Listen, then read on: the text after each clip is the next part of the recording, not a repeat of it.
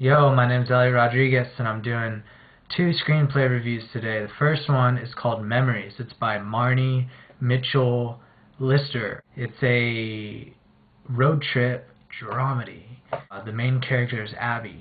Abby's a controlling photographer. Her attitude is that if you didn't take a picture with your loved one, the relationship must have not been that serious. Abby herself is the point of attack. So we get an idea early on that this is going to be a story about this girl, mainly her internal conflict is what she has to work on. Marnie did a great job of establishing that right away. Inciting incident happens when her daughter, she gets hit in the head with some guitar cases. She can't remember really anything. She doesn't remember who her parents are. So the doctor says a good way to bring memories back is to take the patient to places they've been before, like early in their childhood. So Abby's idea is, let's go on a road trip and let's get our daughter's memories back. It turns out that Abby, her want is really to get back with her ex-husband. It also feels like she wants her daughter to get better. It throws me off for a character to have multiple wants. I like it when a character has one specific want. So Abby wants her husband back. Why does she want her husband back? Not made clear at all in the script, because in the flashbacks it always shows the family when they were together having a terrible time. Abby is always bickering with Mac, her ex-husband, so why she wants to get back with her ex-husband, I don't know why. So the want doesn't work. There's some good parts of this script.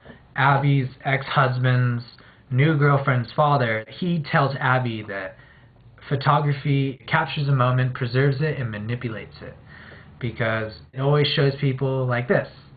And he asks her, smile right now, and she does, and he's like, see, that's your real smile. All these photos you've got that you're showing your daughter about how good the times were, that's not real. It's an illusion.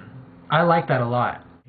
I wish the script had focused more on the daughter and her amnesia. The end is Abby thinking she's gonna die. She gets on the phone with her daughter. She's telling her daughter, oh, I'm sorry for being a bad mom, and you were right, and I should have been a better mom. You were the daughter of my dreams. She's admitting her faults. And if that's her transformation right there, because she thinks she's gonna die, I don't feel like she's really done the struggle to attain her need, which is to stop being so controlling. There's a lot of theme that's just not subtle at all. It's just right in your face theme. Also, the people telling Abby exactly what she needs to do to have a positive transformation. It's just too obvious. It's too overt. Abby, your life's going to be better if you just don't live in the past. You know, characters keep telling her that. It's just too obvious. I did really appreciate reading it. It taught me some stuff. And there's some good planning and payoff. There's some good preparation by contrast. I think Marnie Mitchell-Lister, she's got skills. Next script I read twice, coming of age dramedy, written by Kevin Revie. It's called Static Town. The protagonist is Wyatt Donnelly. He's a mopey, whiny, depressed 17-year-old high school student. So he sounds pretty normal off the bat, right? His attitude is that technology is at fault for him not taking more risks. He hates what it's done to society. His point of view is that technology is to blame for regression in human interactions face-to-face. He says he wants to take risks.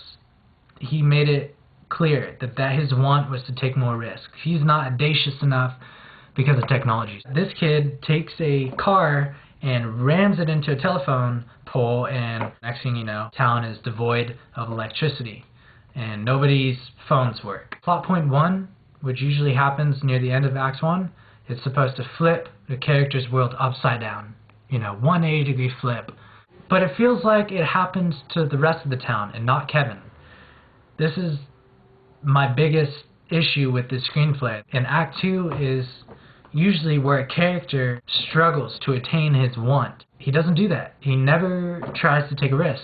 The want in the first place is really broad. A want should be really specific. If your want is to take more risks, well then as a reader, I really don't know what's he got to lose if he doesn't take this risk. Static means showing little or no progress, action, or change, and Wyatt's the epitome of that.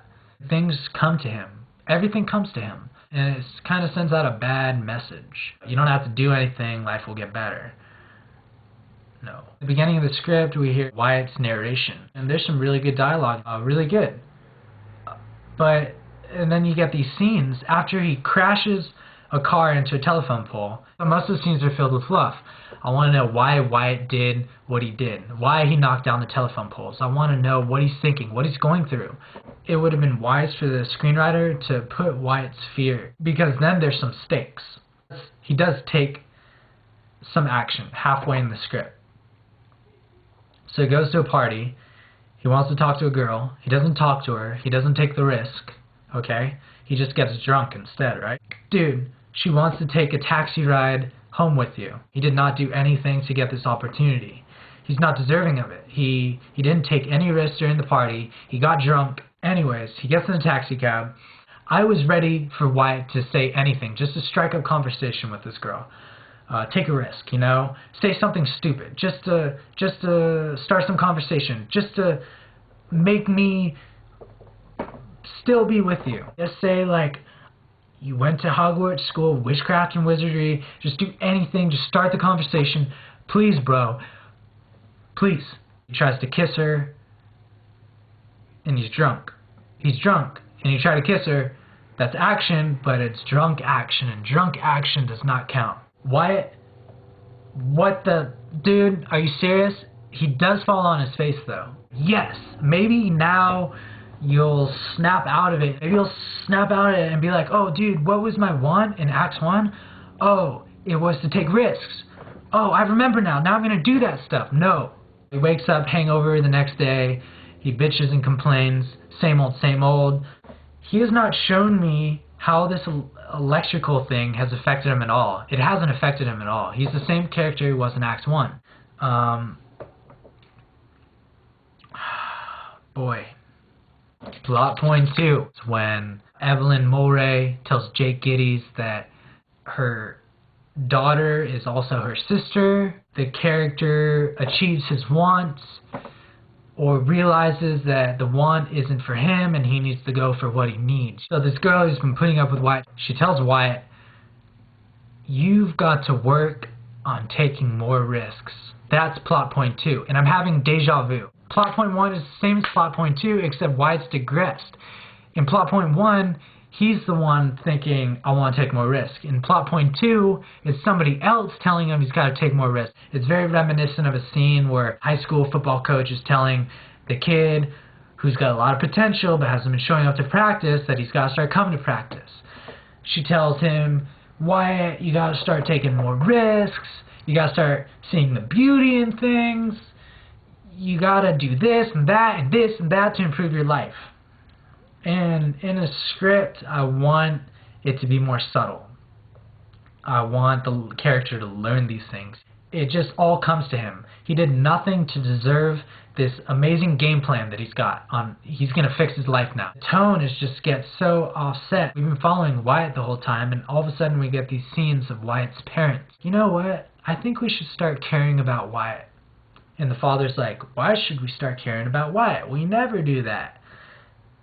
So, dangling cause right there. We're going to make Wyatt's life better because we're doing this, and then we don't see any more of them for the rest of the story. So, it's a dangling cause, and it's never picked up.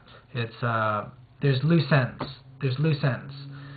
Did I say there's loose ends? They get Wyatt to come out of his house. Sees everyone's mingling, and he's like, oh, that's the perfect moment that I was talking about, you guys. This is what I wanted. I just want everybody else to be happy, and that doesn't really work in a script for me. I'm in it for the protagonist and what he wants. And he starts talking about, I wanted to be the hero by knocking down all the telephone poles.